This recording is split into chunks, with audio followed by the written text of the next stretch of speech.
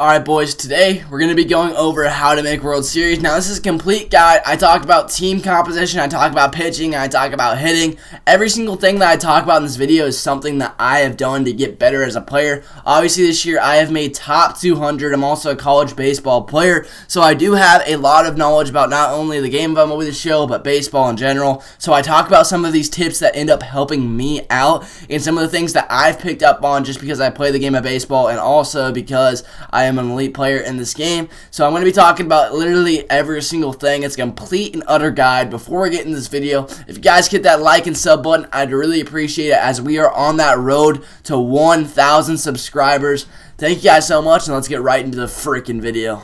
So the very first thing that we are going to be talking about is going to be broken into 3 categories. It's going to be hitting, pitching, and team composition. The first one we're going to talk about is we're going to talk about team comp. Now I am going to talk from a meta perspective, and then I'm going to talk from a budget beast perspective. So from a meta perspective, if you're wanting to know what the meta is, my team is pretty darn close to the meta. I know that some people, instead of someone like Soto or Trout, would end up using Mays or Mantle, but I just have been hitting better with these cards, Cody Bellinger and Wright. Some people will put that Cody B at first, and they'll actually end up putting another outfielder there, and they don't use Babe Ruth. But for me, I rake with Babe Ruth, and that's why he's there. Also, second base and catcher's a toss-up. Second base, I really like Hornsby. He's been that guy for me the whole year. And catcher, a lot of people like Jimmy Fox, and I don't really have anything against the guy. He just hasn't been that guy for me, and he just hasn't been that great, so I haven't gone Jimmy Fox. But we're going to talk about how pitching is really important. We're going to kind of talk about team comp first. So what I'm going to talk about, number one point of team composition, is incorporate budget beasts.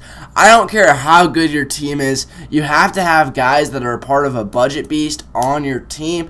If you're going to go meta and you want to go meta, that's okay. But using some of these budget beasts are better than a lot of cards, and you would be surprised on how many cards that are budget beasts play just as good as the other guys. Big fact for me, I sucked with Jimmy Fox. I was terrible with Jimmy Fox, although many people consider him the end-game kind of OP catcher who rakes. I couldn't hit with him, so what I did is I incorporated a budget beast. I went to Yasmani Grandal.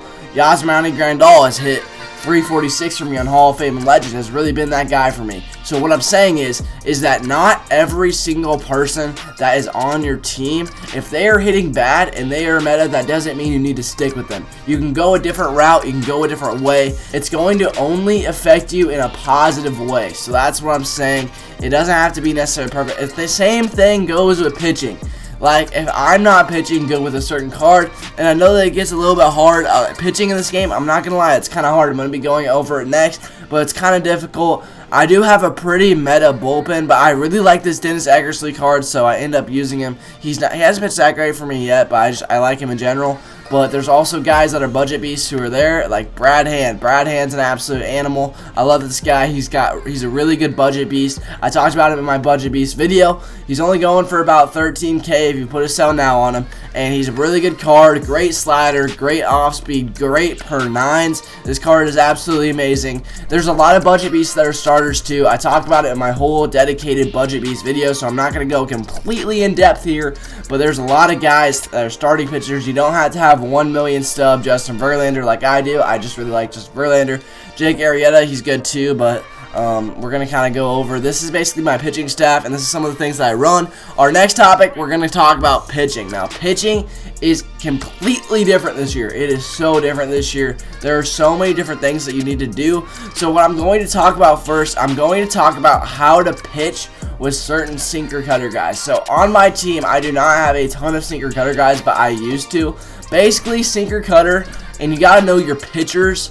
You got to vary a lot. But most sinker cutter guys like Greg Maddux, I'm going to put up Greg Maddux right now instead of Yu Darvish. Guys like Greg Maddux, the reason I've been so good with Greg Maddux, I've gone 22-10 with him, and he's got a prestige card for me, is that you got to rely on your sinker on certain cards. I'm talking like with Greg Maddux, I throw 80% sinkers.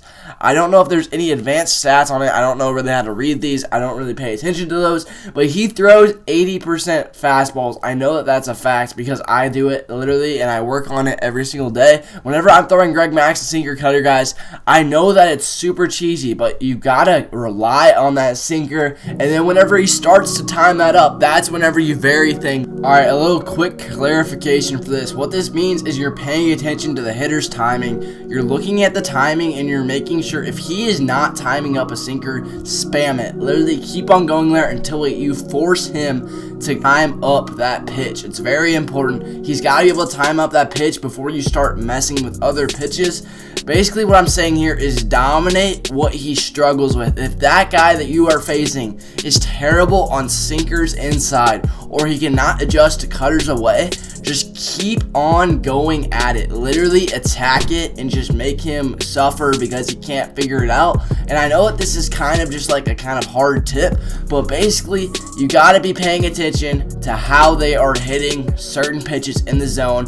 And if they are destroying some type of pitch, do not throw that pitch again. Don't let him keep on destroying something that's in his sweet spot. Else in that, another thing, we're going to talk about different pitchers. There are power pitchers. They are different. There are finesse pitchers and power pitchers. Finesse pitchers are guys that are sinker cutter pretty much.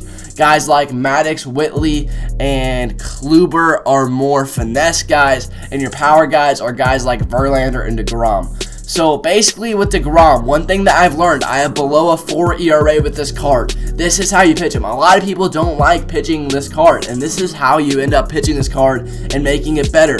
So what you're going to be doing is you're going to be relying on your off speed a lot more. I probably throw about 40 to 50% of my pitches with Jacob DeGrom are sliders. His slider is about 92, it ramps up to 95. But the reason I do this is you cannot rely on your fastball. Even though you have a power fastball, he's got an outlier fastball, one of the best fastballs in the game. You cannot rely on it.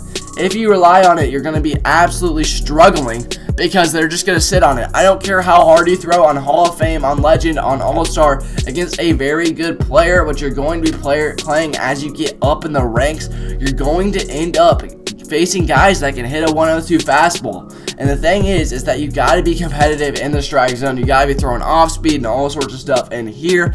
And the thing about this is that it just makes it a little bit better because whenever you're throwing your off speed and you're throwing it a lot more, it's going to make that fastball look even faster. It's a lot just like in baseball. I know this is a video game, but in baseball a lot, I'm a college pitcher. Basically, if you throw your off speed early in the count, it makes your fastball look like it's harder. So doing stuff like this is really important even in the show. I know that it sounds dumb, but you want to be looking for these guys that are doing good. Basically, you just want to make sure that you're doing this in an effective manner. You want to be using your best pitches. With guys like Justin Verlander, if they don't necessarily have secondary sliders, I still threw his slider a lot. I haven't pitched this guy a lot yet. I'm getting used to him. But with JV, throw your off speed a lot more. Don't rely on the heater because whenever you're playing good guys, you're gonna struggle, and that's why. As far as team composition for bullpen and starting pitchers, do what you like.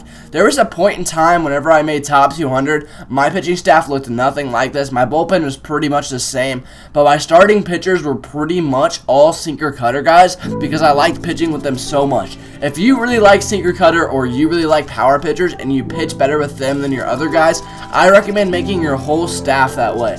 Like since the beginning of the year, honestly, it's switched back and forth for me, but I honestly end up liking some of these other guys a little bit more, and that's why I go with the certain ways that I do. So that's why I end up having some of these power pitchers in there too. But guys like Trevor Bauer and pitchers like this is the last point I'm going to make. They have a lot of different pitch differentials. So you see that their heater is really hard and their cutter is 86. You want to be working with people like Trevor Bauer. You want to be destroying those pitch differentials. So you want to be mixing it up as much as possible.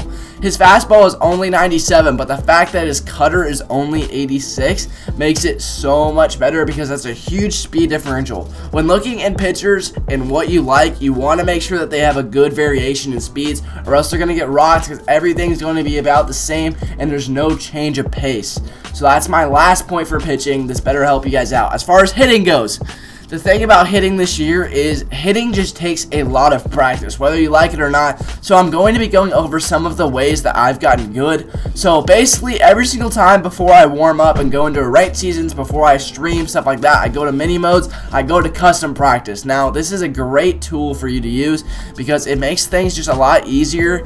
I always go to pitch against the long time beasts, that or I go against the mid-century ground ball breakers, but I usually do the long ball beasts, and then I'll go and pick a team like the Boomers. So the reason I picked the Boomers is because it's got guys like Griffey who kind of have a little bit different swings, and what you're going to be doing here is you're going to be entering practice mode. Now this is going to be, you're going to be doing batting, you're going to be getting reps with your PCI and stuff like that too. A lot of people, whenever they do this, they kind of just like figure out that they don't really like going with certain guys, but this makes you better even if it's a bad swing or a swing that you don't like. It's not like your Diamond Dynasty guys. It's going to make you better because you're going to be working on PCI placement, and it's not going to necessarily matter about the stance or the batter, and it all just kind of is throwing you curveballs and stuff like that. So one thing that I always do is I like to end up throwing someone that I'm not used to, that I think is a little bit weird. Usually I end up throwing someone who I think is pretty odd. Sometimes I go Gagne, but usually I end up going someone like Maddox, because Maddox is pretty dirty.